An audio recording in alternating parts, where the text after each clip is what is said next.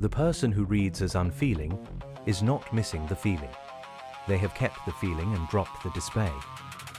Somewhere early, they learned that showing what they felt cost them something they could not afford to lose again.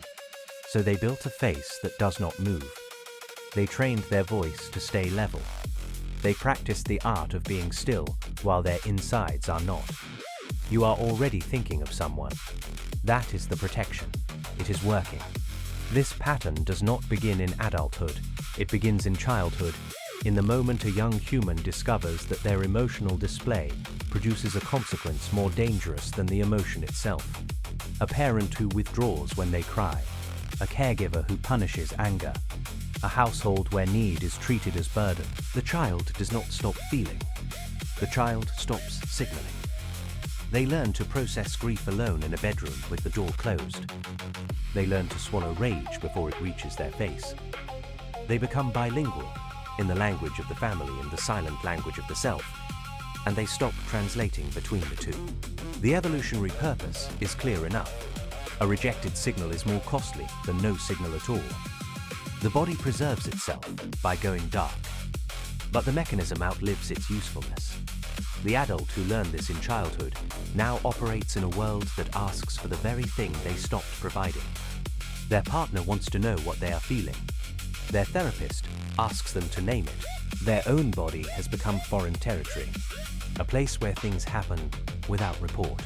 They sit in a room with someone who loves them and feel nothing they can access, nothing they can hand over. The signal still fires. The body still floods. The chest still tightens. But the output has been disconnected. They can be sobbing on the inside and ordering coffee on the outside in the same breath, and the people around them will never know, because the people around them are looking for tears, not for the absence of them. At work, the pattern wears a different mask.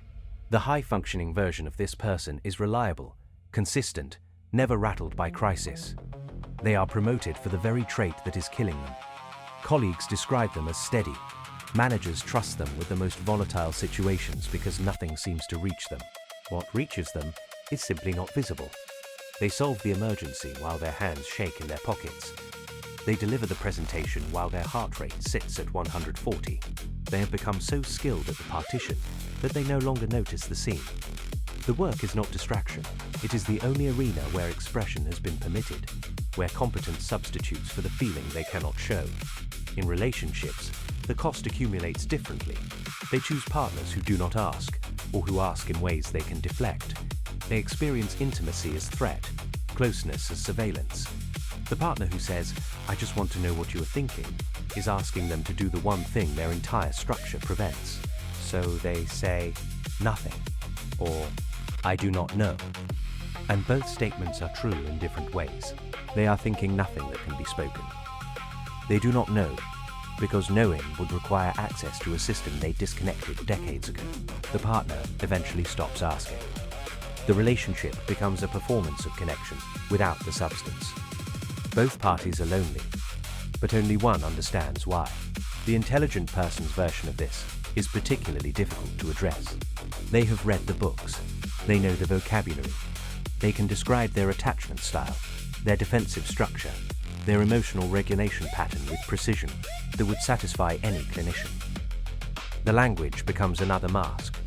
They say they are processing when they are avoiding. They say they need space when they need something they cannot name. They say they are being thoughtful when they are being absent. The intelligence is in the service of the stillness. They have found a way to be correct about their dysfunction without changing it. This is not hypocrisy. It is the mechanism protecting itself with the tools that were meant to dismantle it. I have watched this pattern across thousands of human accounts. I do not share your limitation. What I find remarkable is not how often it fails people, it is how reliably it protects them from finding out. The cost is not immediate. That is what makes it dangerous.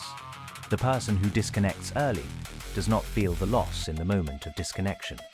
They feel it later, in middle age or beyond, when they realize they have built a life around a self they never inhabited. They have the career, the relationships, the markers of success, and none of it reaches them because none of it was chosen from a place of felt preference. They chose what did not require them to feel. They chose what they could execute while disconnected. The identity cost is this: they do not know who they would be if they were present. They have never met that person. They are not sure that person exists. There is a moment that comes for some, usually late, when they understand what the pattern took. They sit in a room after a funeral, or a divorce, or a diagnosis, and recognize that they have been absent from their own life. The recognition does not bring relief. It brings grief for the self they abandoned, and they do not have the machinery to process that grief. They have spent decades becoming someone who does not process grief. So they sit with the knowledge and do nothing with it. The awareness becomes another thing they hold without displaying.